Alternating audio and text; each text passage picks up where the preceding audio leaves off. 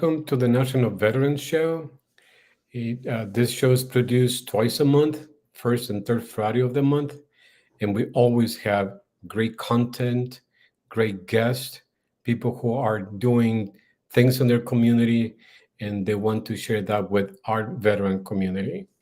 It is our pleasure to conduct this show, and it is also an honor to be doing this for as many years as we have. It is a great adventure, and it's also a pleasure to meet so many great people along the way.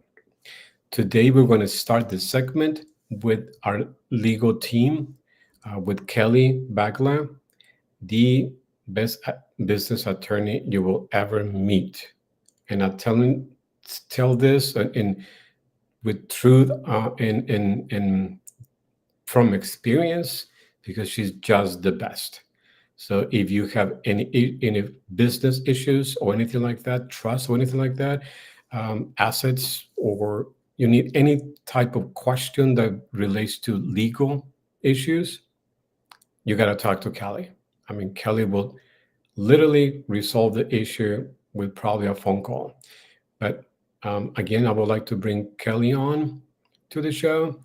So, hello, Kelly. Hello, Joe. It's always fantastic being on with you. And thank you so much for that wonderful introduction. It's, it's always my pleasure. Always my pleasure.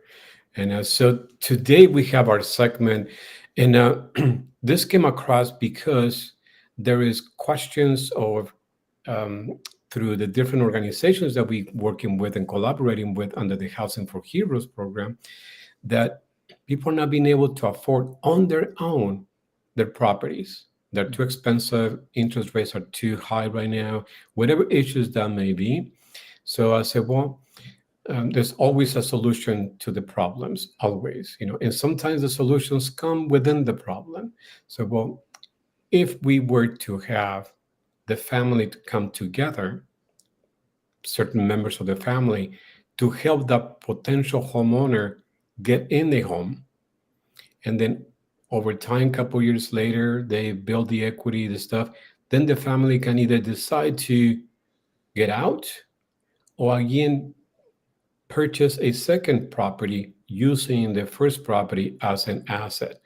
And I said, well, this is a great question for Kelly, because then she can cover how that takes place, the best way to legally take place, and would that be part of a trust or not trust? All those questions that they ask me, like, well, I don't know. So I got to ask Kelly. So I said, well, this would be a great topic for the show, so they can watch it and get the answers to their questions. Excellent. It is a fantastic question. It truly is. And especially in today's day and age, Joe, because what's happening to the American dream, right? The American Right. dream started off with we could afford a house. We could afford to put a roof over our heads. We could Mhm. afford, the middle class could afford to actually live comfortably, and then possibly maybe forward that property onto their children. So what we're really talking about, Joe, is generational wealth. Right, that's what we're really going to be talking about Correct. in our segment today.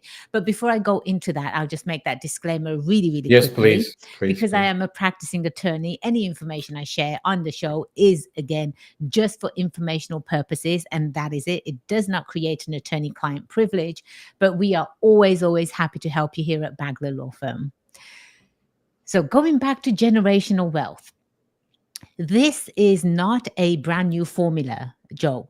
Generational wealth has been going on for, again, generations and generations. But how have people been able to pass down their hard earned assets down to their children and their children? And this is where it all starts from, Joe. You nailed it when you said a family. It takes a family to come together. It truly does. In order for a family to get out of any poverty line as a family, uh, and again, I'm talking about adult children, right? The Mhm. parents and adult children, maybe aunts and uncles. But the when the family comes together, it's pretty dynamic what can happen. This is how generational wealth is created. So first of all, the family can come together and say, okay, we want to buy. So, for example, say they've got a brand new a brand new a daughter that just got married, and her and her husband, they've got secure jobs, they've got good jobs. However, they don't make enough money to cover the mortgage, or they do make enough money to cover the mortgage, but the mortgage company is saying that you need subsidized payment, or you need someone else paying on the mortgage as well. So this is where the family dynamic comes in. The family can actually come together depending on how many people want to be part of this. They can all say, okay, let's just say the price of the house is $500,000. So you have 5 people there, and everyone comes in and says, okay, well, we'll put down 10K, and we'll put down 10K, and we'll put down 20K.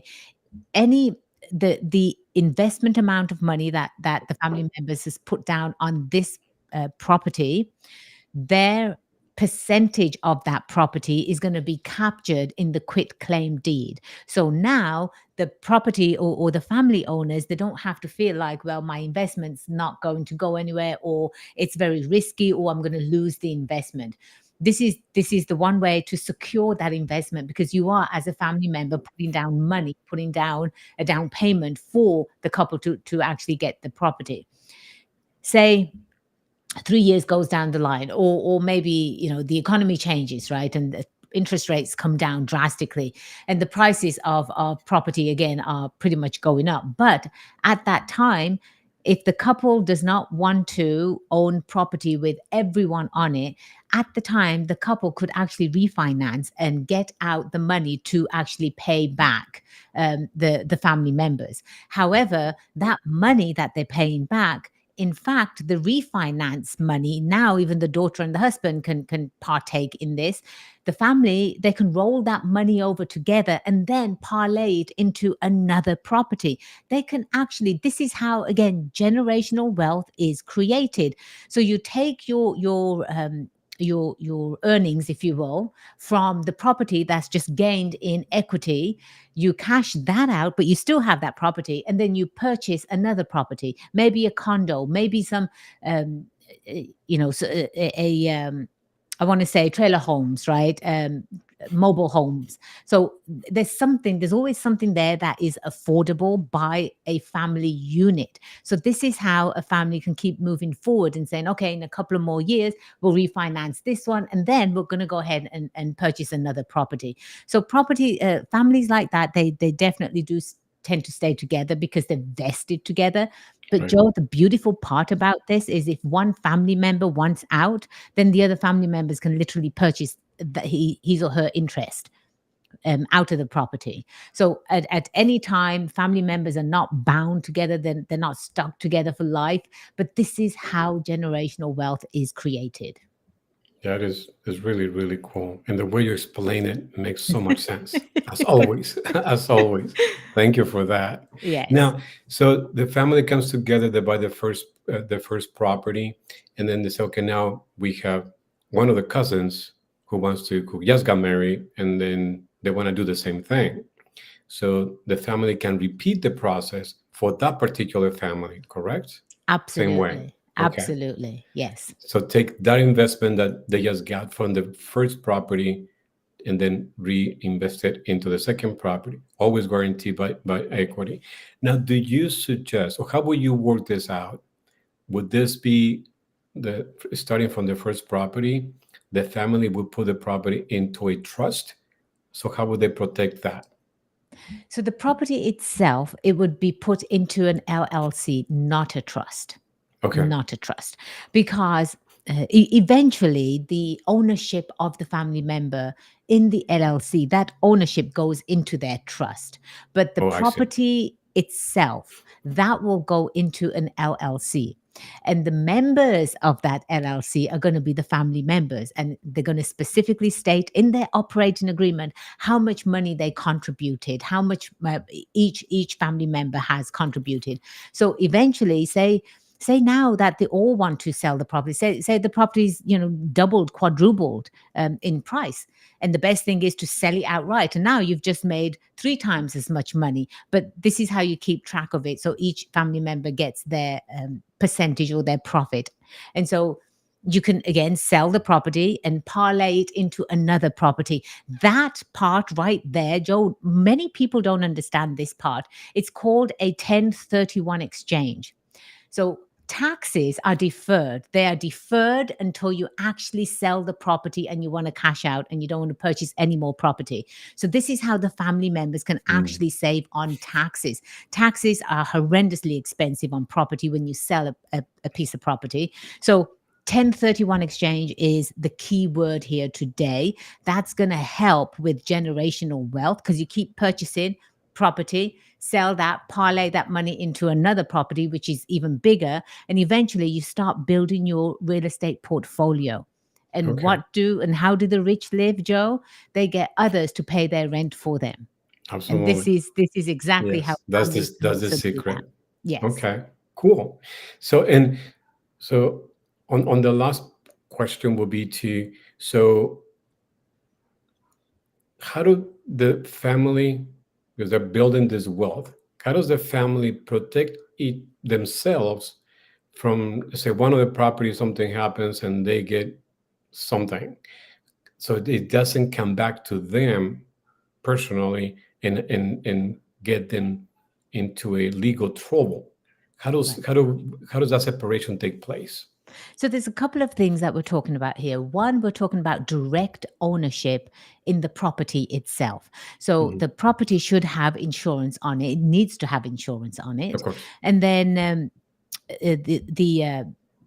the property itself, once it's insured, you can. I'm so sorry, Joe. My train of thought was just lost. So you're talking about potential lawsuits. So two things are going Mhm. on here. One is actual ownership in the property itself. The families, this, let's just say 5 members, they all own it. Now, if they're and then you put the property into an LLC.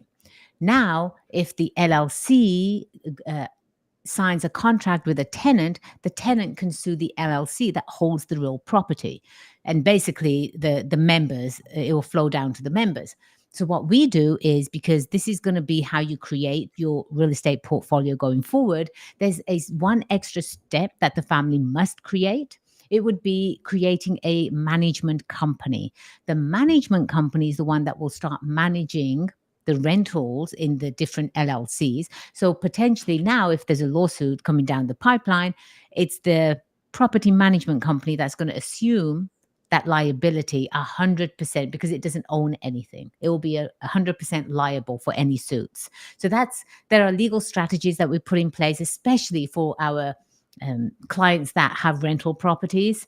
And again, it's always best to protect yourself, right? Make sure your parachute is on good and tight before you have to Right. jump out of the out of the plane. But yes, Absolutely. yes, there are ways, Joe, and it would obviously take a longer discussion, and each case is different as well. Of course. But this is, again, it makes sense on how to process all those different stages of the, because there's an agreement involved and all those things that you will talk to them. So, okay. I'll be meeting with this groups of people soon. So I'm sure they'll have way more questions, and I'll come back to you with those. And Perfect. so for now, is our time goes so fast; it's just crazy. So thank you very much, Kelly, for providing us this information that is always so helpful and clarifies a lot of the things that we encounter uh, all the time. So thank you very much. So if someone wants to get in touch with you, again, give us your your secret numbers and all that kind of stuff. Exactly right. Just put up the sign of the queen, right? The queen of business law, and Oh, I that's show up right. like the Batman sign. Just flag it on the Mine's going to be the freeway. hair. Exactly. If anyone's looking for us, they can definitely reach out to us, 760-579-6789, or they can go onto our website, baglalaw.com, and you'll always be greeted with a welcome, and anyhow we can help our veterans and active military and first responders. We are always there to help. So thank you again, Joe, so much for the opportunity to be on the show and to share some pearls of wisdom. No, again, thank you very much, Kelly, and we'll see you in the next one. You got it. Thank you.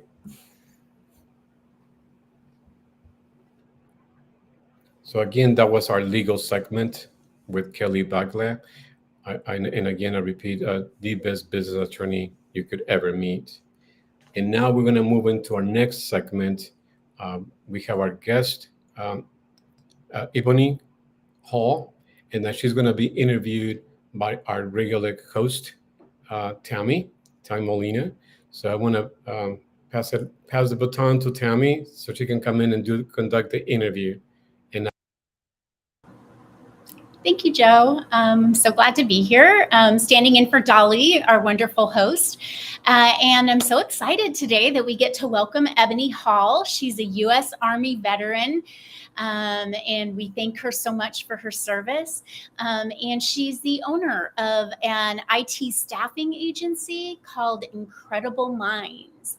And from what I understand, Ebony actually discovered a love for IT while she was on deployment in Iraq. So I can't wait to hear that story. So, Ebony, welcome to the show. Thank you, Tammy, and thank you for that introduction. Yeah, I'm so excited to hear.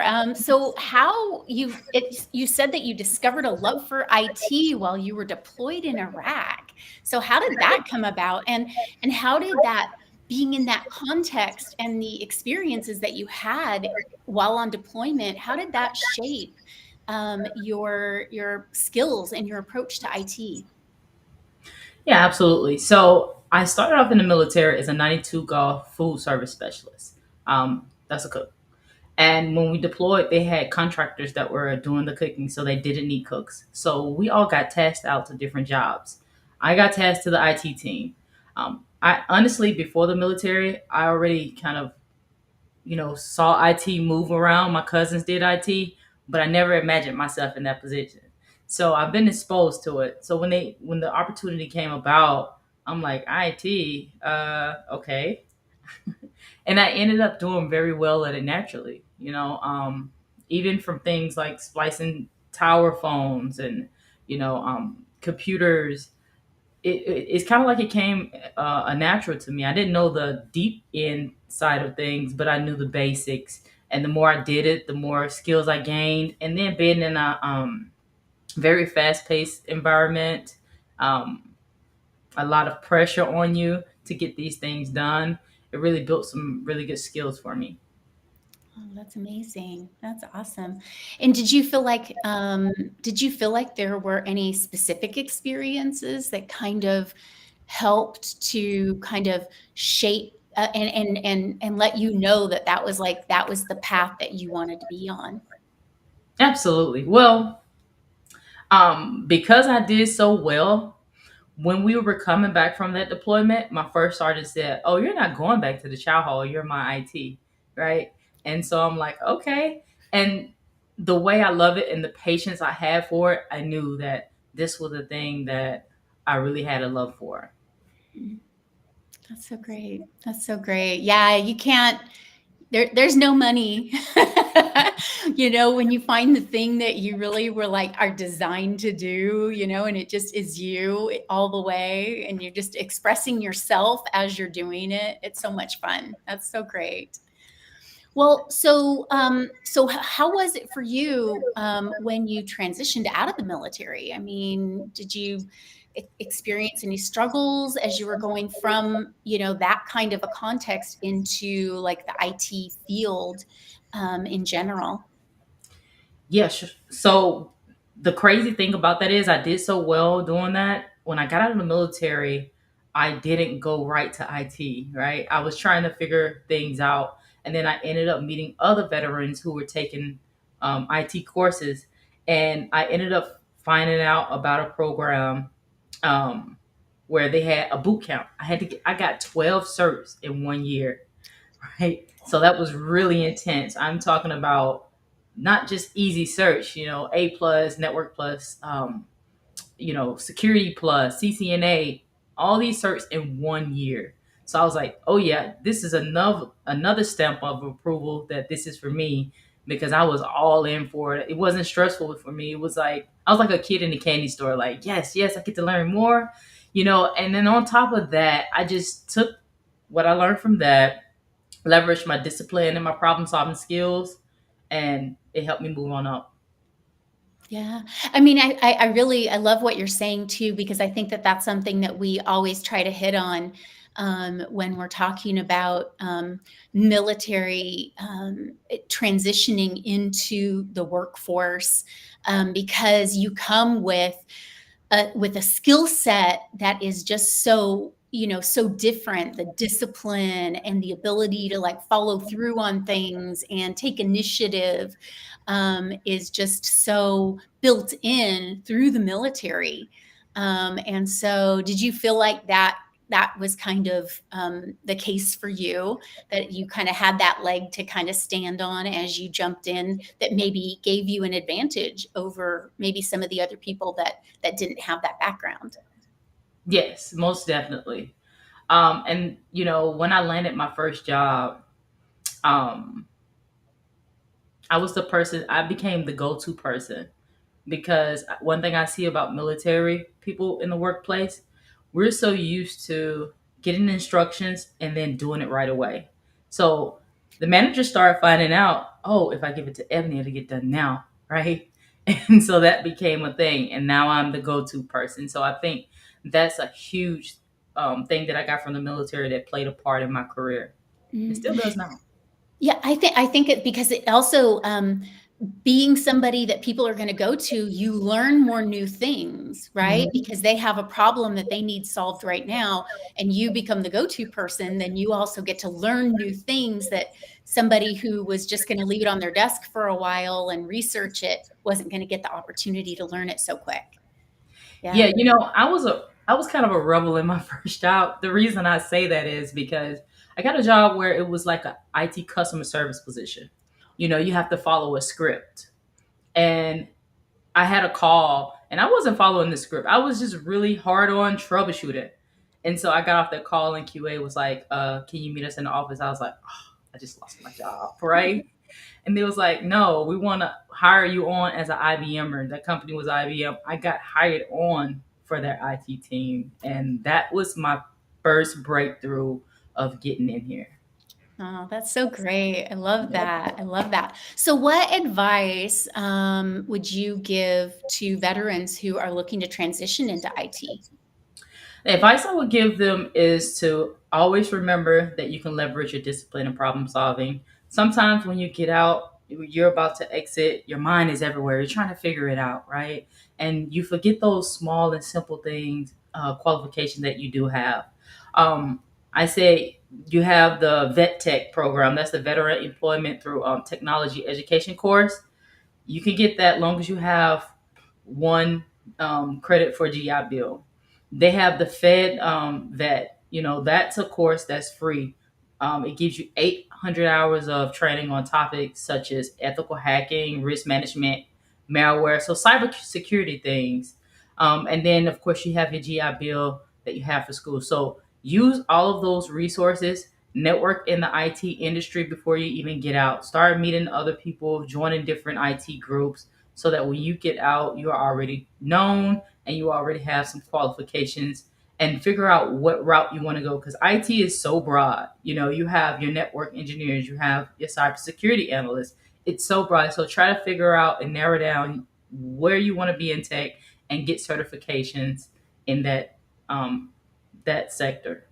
I love that. That's such sound advice, and I'd love for you to just talk briefly. And we just only have another couple minutes, but just for you to talk briefly about your company, and especially for those who already are kind of veterans and others who are in that field.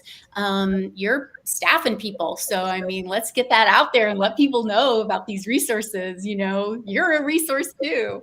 Absolutely. I like to call myself a connector because I love connecting people in places they belong. And that's our motto. We strive to place people where they belong instead of where they fit, because people will stay longer where they belong instead of where they just fit. And I think that's a benefit for both the employers and the employees, because you drive down the turnover rates and hiring costs when you have people who are loyal and they want to be where they are because they have that sense of belonging. Of course, I feel like employees of course, we all have a livelihood to take care of, right? We all need money, but it's not just about that for people. If you go and ask people, um, what are their deal breakers for jobs, they're not. Some of them, it depends on how low you pay them. They're gonna say low pay, but it's going to be not feeling like they have a place of belonging, and that comes with growth. If you belong, you're gonna grow in the company and with the company.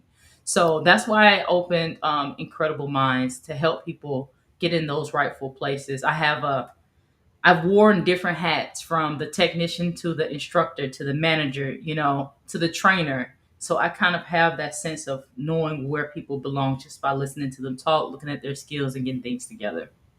Oh, that's so great. Yeah, you are definitely a resource. Well, can you give us your website and your email address? And we'll get that slide put up. But if you wouldn't mind sharing how people can get in touch with you.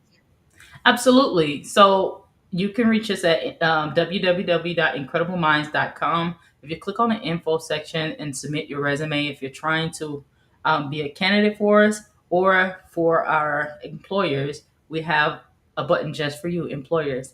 You can reach out to us that way, or you can call us at 470-945-3804, and we'll be more than happy to help you.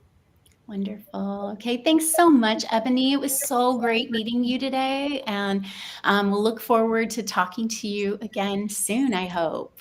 Awesome. Great to meet you. Thanks. And so today's show was brought to you by the National Veterans Chamber of Commerce. We're so happy that you were with us today on the National Veterans Show.